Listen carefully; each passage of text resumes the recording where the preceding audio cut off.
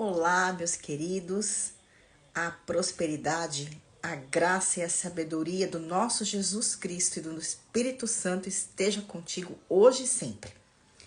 Hoje eu quero compartilhar com vocês mais um trecho da Palavra do Senhor. E sim, se encontra em Tiago. Eu ainda estou esmiuçando Tiago, mas eu já digo aqui para vocês que o que eu vou compartilhar com vocês não é uma profundidade muito grande, porque o tempo aqui é escasso e a palavra de Deus é riquíssima e precisaria de muito tempo ou várias séries assim para nesses pequenos trechos eu me aprofundar bastante com vocês. Mas vamos lá, que hoje eu tenho muito para falar. Diz assim, no capítulo 4, a partir do versículo 7 da carta de Tiago, diz assim: Portanto, submetam-se a Deus. Resistam ao diabo e ele fugirá de vocês. Aproximem-se de Deus e ele se aproximará de vocês. Pecadores, limpem as mãos. E vocês, que têm a mente dividida, purifiquem o coração. Entristeçam-se, lamentem-se e chorem. Troquem o riso por lamento e a alegria por tristeza. Humilhem-se diante do Senhor e ele os exaltará. Irmãos, não fale mal um dos outros. Quem fala contra o seu irmão ou julga o seu irmão, fala contra a lei e a julga. Quando você julga a lei, não a está cumprindo, mas está se colocando como juiz. Há apenas um legislador e juiz, aquele que pode salvar e destruir. Mas quem é você para julgar o seu próximo? Olha, esta carta de Tiago, ela é impressionante, como toda a palavra de Deus, mas como eu estou estudando ela é impressionante na profundidade da atualidade da palavra. Em outros trechos, eu já abordei com vocês e compartilhei que nós erramos, pecamos e guerreamos entre nós por conta da própria carnalidade que há em nós. E eu também compartilhei com vocês que isso acontece porque nós erramos sempre nas mesmas coisas. A humanidade não muda a história em relação ao seu comportamento. Os adultérios, as mentiras, as fofocas, eu me achar sempre melhor do que o outro, falar mal do outro, julgar a atitude do outro, a inveja, a cobiça, todas essas situações, pecados que nos cercam e a gente cai sempre nessas mesmas ciladas. Sempre. Por isso que Tiago já abordou esse assunto anteriormente, que eu já conversei com vocês. E aqui, nesse trecho, ele já começa falando que resistam ao diabo e ele fugirá de vós. Então, quando ele diz resistam, ele está aqui num imperativo. É uma ordem para que a gente resista ao diabo, para que a gente não sofra a consequência dessas nossas fraquezas que a gente fica ali sustentando porque a gente gosta, porque a gente acha legal, enfim. Acha legal. Eu vou repetir porque você pode ter falado assim, ela errou. Não, tem gente que gosta. Tem gente que é viciado em falar mal da vida dos outros. Tem gente que gosta, já acorda falando mal do irmão, da irmã, do vizinho, do parente. Não fica um dia sem falar mal de alguém.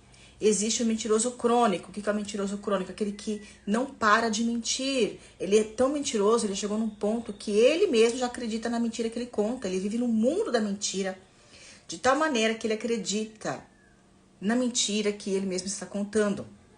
Ele sabe que é mentira, mas ele acredita naquilo, de tão enredado, envolvido e amarrado que ele está aquele pecado, o adúltero. Ele é capaz de adulterar e condenar uma outra pessoa que faz a mesma coisa que ele está fazendo. Porque quando é com ele, ele não entende aquilo, não vê aquilo como pecado. ele vê aquilo como um deslize, ou ele está correto porque ele tem motivo para isso. A situação dele familiar, a esposa, a situação financeira, o trabalho, tudo ele vai ter uma desculpa para justificar o seu pecado. Mas quando é com o outro, não existe nada que possa justificar. Ele vai condenar aquela pessoa como se ele fosse o juiz, o legislador de toda a terra. Ele se coloca numa posição, que eu gosto de brincar, né, da quarta pessoa da Trindade, e ele vem com o seu martelo e julga sem piedade. Não julga conforme o nosso Senhor perfeito e maravilhoso nos julga. Então aqui, quando fala resistam ao diabo, é pra gente não cair nessas armadilhas, gente, tão corriqueiras, que eu digo, e tão comuns, e tão antigas, e a gente continua caindo. Então ele pede, resista a isso. Vocês não estão cansados de saber que é dessa forma que vocês caem no pecado? Que você é enredado porque você não modifica a sua maneira de agir? Você sempre quer satisfazer a vontade da sua carne, e a sua carne, a sua alma é insaciável. Eu também já falei isso aqui com vocês. Então, se você continuar assim, você sempre vai cair na armadilha do inferno, e aquele que é mentiroso já começa a ser cobiçoso, já começa a ser invejoso, porque o inimigo vai implantando, né? Ele não vem só com o pecado, né, meus queridos? Ele vem com o inferno inteiro para te destruir, para matar aquilo que nos traz esperança, que é a cruz de Cristo e sua obra. Cravada naquela cruz, o ressurreto maravilhoso Jesus Cristo. Então, por isso que ele dá essa ordenança. Só que ele diz ainda mais. Depois ele diz, no versículo 8, aproximem-se de Deus. Quando ele fala isso, aproximem-se, ele não vai, gente, não existe palavra desnecessária na Bíblia, nem palavra a mais, nem palavra a menos. Se ele já começa categoricamente com aproximem-se, significa que essas pessoas que pensam que estão perto, que pensam que são próximas do Senhor, elas estão, na verdade, distante. Por isso que ele fala, aproximem-se. Aproximem-se é um invocativo, está chamando, invocando as pessoas. Olha, aproximem-se de Deus, porque vocês não estão próximos de Deus. Vocês não estão resistindo ao diabo, portanto, vocês não estão próximos de Deus. Portanto, resistam ao diabo, aproximem-se de Deus. Se vocês fizerem isso, ele se aproximará de vocês. Mas é nós que precisamos nos aproximar dele. Porque tudo que precisava ser feito por nós e para nós foi feito na cruz do Calvário. Nós que temos que agora nos direcionar para Cristo, para a sua obra, para os propósitos que ele tem para cada um de nós. E aí continua, pecadores, limpem as mãos, e vocês que têm a mente dividida, purifiquem o coração. As pessoas que, aqui a gente fala assim, purificar as mãos. É você ter uma conduta de santidade. Buscar essa santidade. Buscar fazer, cumprir, não só a vontade de Deus, mas também o propósito ministerial que Deus tem para a sua vida. Porque todo mundo tem um propósito. Todo mundo tem um serviço que Deus deu para cada um de nós. Então, buscar a vontade de Deus e cumprir seus propósitos é o que está dizendo aqui. E aquele que tem a mente dividida, por que mente dividida? Porque ele acha que ele pode cochear, ele pode ficar transitando entre os dois caminhos. Ele pode satisfazer a sua alma, e as pessoas que vivem na carne, né? Tem gente que ainda usa aquele termo crente carnal. Ele é uma pessoa que o desejo dele corre para satisfazer a sua vontade. E como a alma dele é insaciável, ele nunca para. E acha que satisfazer imediatamente os desejos da sua carne é correto. Está tudo bem. Não vai ter problema algum. As consequências não virão. Porque eu também creio em Cristo. Eu vou à igreja, eu vou ao culto. Eu oro. Mas, gente, toda escolha tem consequência. As escolhas trazem consequências, sejam boas ou ruins. Mesmo quando você faz uma escolha boa, que você escolhe a vontade de Deus, você vai ter uma consequência maravilhosa e boa e benéfica na sua vida. Se você escolhe fazer o bem, você tem a consequência daquela escolha. Então, nada é livre de consequência. Nada é livre de consequência na Terra. Enquanto você escolhe, você está sofrendo consequências.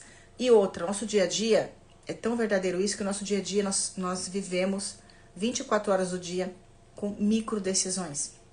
Você decide se tomar café com açúcar, sem açúcar, se vai tomar café com leite ou com Nescau, se vai tomar café puro, se você vai comer pão, se você vai comer o queijo, se você vai comer o doce, se você vai vestir a roupa roxa ou a roupa amarela, se você vai pôr calça, se você vai colocar vestido, bermuda, se você vai na praia, se você vai pôr um biquíni, se você vai pegar um ônibus, um carro, um metrô, se vai pôr gasolina no carro naquele dia ou mais tarde, se você vai na feira, se vai comprar maçã, banana ou abacaxi, ou se você não vai comprar fruta nenhuma, se você vai comprar só carne no açougue, em todo o tempo você está tomando micro decisões.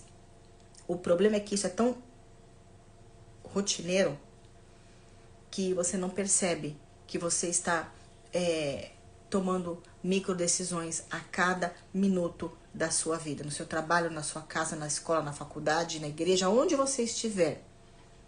Você está tomando decisões, micro decisões ou grandes decisões ou pequenas decisões.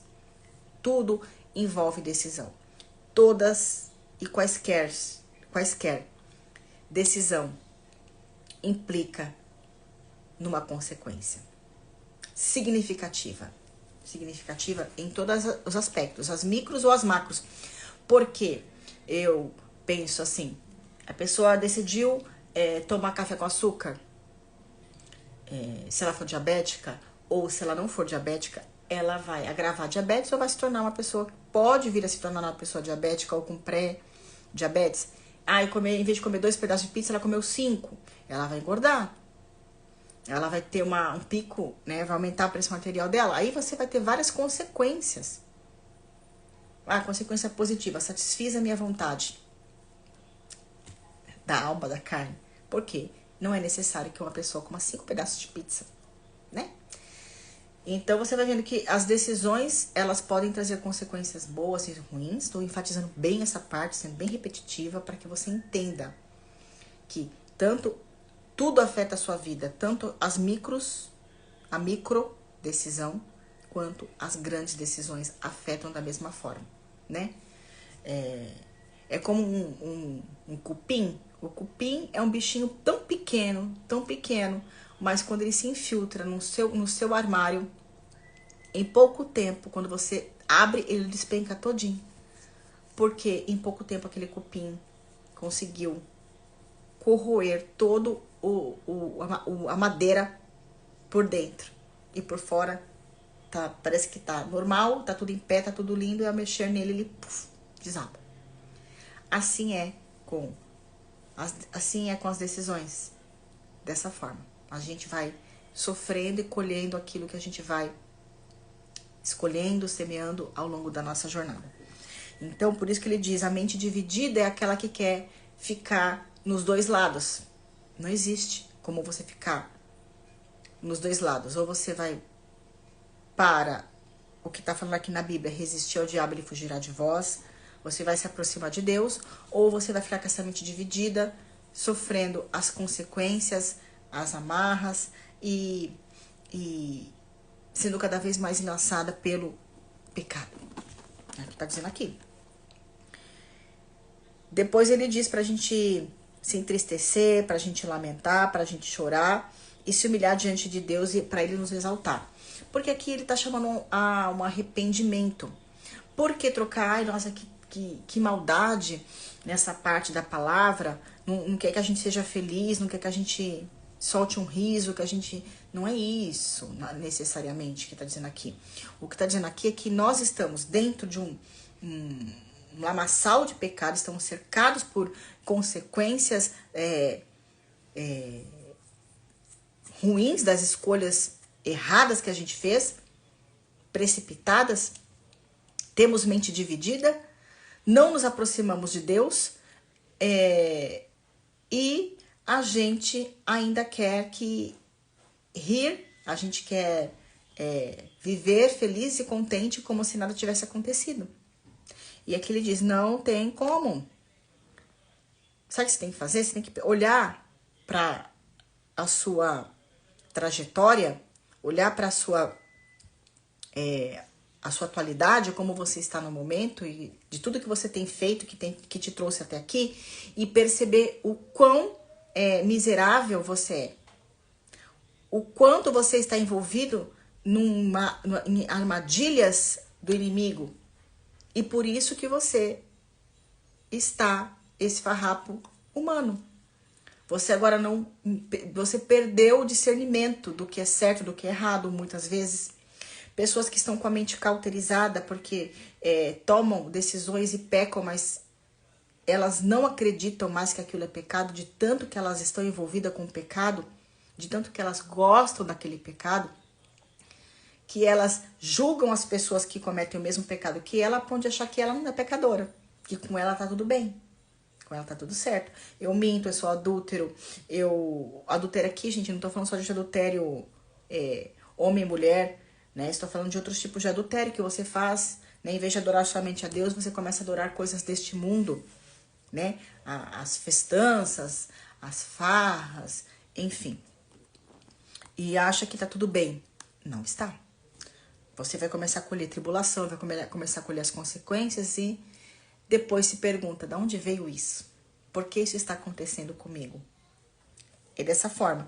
Então ele pede, lamente, chore, se aproxime de Deus, implore para que o Senhor te trate, te perdoe, limpe as suas mãos, se entristeça, porque o seu estado é para você se entristecer, não é para você se alegrar. Você é uma pessoa que não está próxima de Deus, você não está resistindo ao diabo, o seu estado é lamentável, você está deplorável, você precisa limpar a sua mente, as suas mãos, o seu coração, para ver o seu estado real, que você não está andando conforme a vontade de Deus, você está andando conforme a sua própria vontade, e está colhendo as consequências disso, e quando vem as consequências, você culpa a Deus, você culpa as pessoas ao seu redor, mas não percebe que você é o principal responsável, porque da sua história só você é protagonista, só você, querendo ou não, é que decide se as coisas vão ser de um jeito ou de outro. Por isso que na continuidade eles falam, não falem mal uns dos outros. Por que você vai falar mal um do outro se você não tem condições necessárias para falar mal de quem quer que seja? Você não é uma pessoa acima do bem e do mal. Você não é o juiz de toda a terra. Você não é o Senhor dos Exércitos. Você não é o Deus que fez a lei. Você não é o Criador. Você não é o Rei dos Reis. Você não pagou o preço na cruz do Calvário. Você não criou todos os reinos visíveis e invisíveis. Você não sustenta toda a terra com o poder de suas mãos. Você não é dono da vida e da morte. Você não pode tirar a vida de alguém ou dar a vida para alguém. Você não pode tornar um cabelo seu branco em preto e nem um cabelo preto em branco. Você não pode fazer nada. Você é um réis mortal. O que você pode fazer é decidir andar com Cristo e viver a sua vontade. E você não está fazendo isso. Você está querendo um lugar que não lhe pertence. Nunca te pertenceu e nunca vai te pertencer. E aí continua. Não fale mal do seu irmão. E pior do que falar mal do irmão, você ainda julga o seu irmão, porque quando você fala mal dele, você está julgando. Porque não tem como você falar mal de uma atitude de uma pessoa e não entender que aquilo é um julgamento, porque você está falando mal daquilo que você acha que está errado, que não foi correto na vida daquela pessoa. E a sua? Né? Como diz aquele trecho da Bíblia, quem não tem pecado, tira a primeira pedra. Só porque o pecado dele é diferente do seu, ele é mais pecador que você? Cristo morreu por todos os pecados, mas não disse que nos livraria da consequência das nossas escolhas, que nos livraria das consequências dos nossos pecados.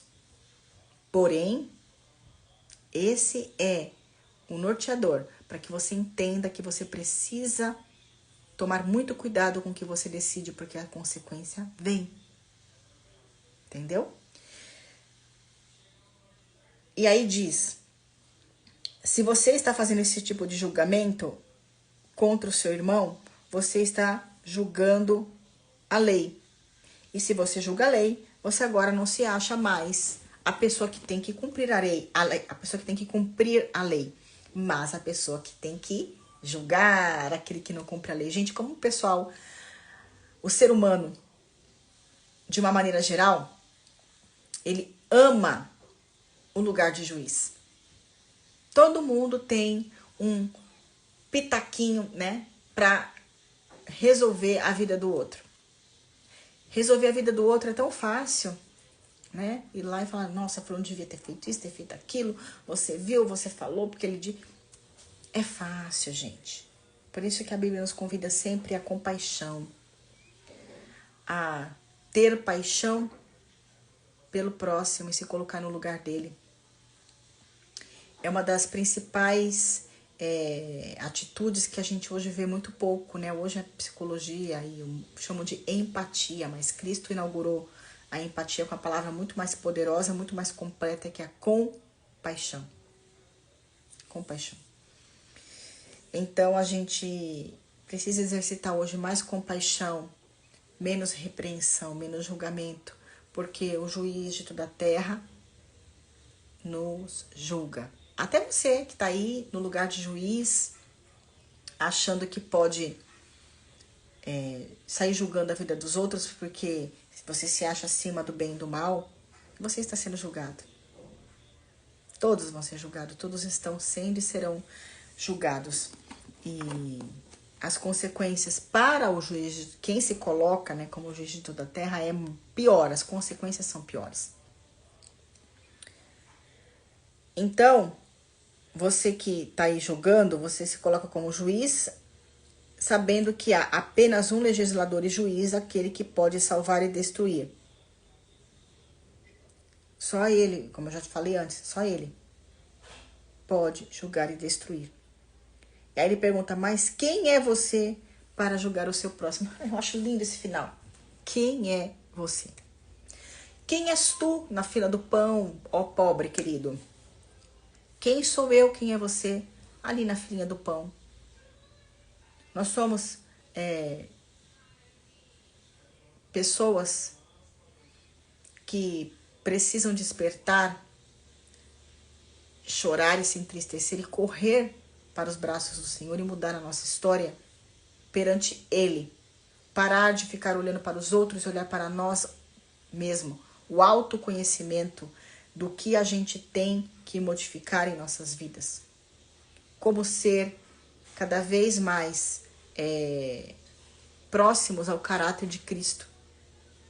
Como conseguir executar os planos do Senhor aqui na terra. Logo, eu sou uma representante do reino de Deus. Eu preciso trazer esse reino aqui para a terra. Para que quando as pessoas olharem para mim, elas vejam o governo, elas vejam o reino, elas vejam a luz de Cristo. E que eu viva esse reino aqui para trazer o reino ao meu entorno. Esse é um trabalho grande e que exige muito esforço da nossa parte, exige uma vida voltada a Deus e a sua vontade. E se você faz isso, você não tem tempo para cuidar da vidinha de ninguém. Você não tem tempo para ficar julgando e nem para ficar determinando, né, o quanto de consequência, o que tem consequência, o que não tem, porque tudo tem consequência. Se você dorme, se você não dorme, se você come, se você não come, se você toma banho, se você não toma, tem consequências, né, gente? Se você não come, você fica com fome. Se você não escova seus dentes, você vai ficar com mau hálito, com cárie, com um monte de coisa. Imagine em relação às coisas espirituais. Então, tudo na nossa vida existem consequências boas e consequências ruins e péssimas, dependendo do que você está escolhendo, do pecado que você está envolvido. Larga, solta e deixa Deus trabalhar no seu coração. Peça para que venha como o teu reino. Na oração do Pai Nosso fala, venha o teu reino. Venha, venha. Então é porque nós precisamos trazer esse reino aqui para a terra e não somente viver numa expectativa de que lá no futuro, quando eu morrer, quando Cristo vier a arrebatar a sua igreja, lá eu vou viver o reino. O lugar de viver o reino é aqui e agora. Nós somos filhos de um rei, comprado por um alto preço, pelo sangue de Cristo. Nós fomos ressurretos com o nosso rei. Nós temos a mente de Cristo, a Bíblia fala isso.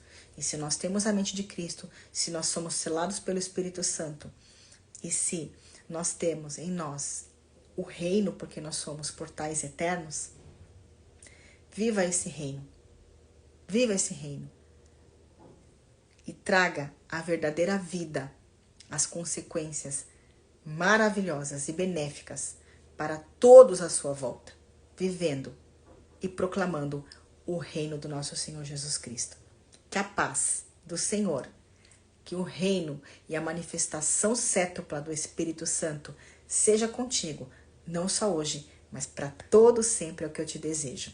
Até a próxima. Tchauzinho.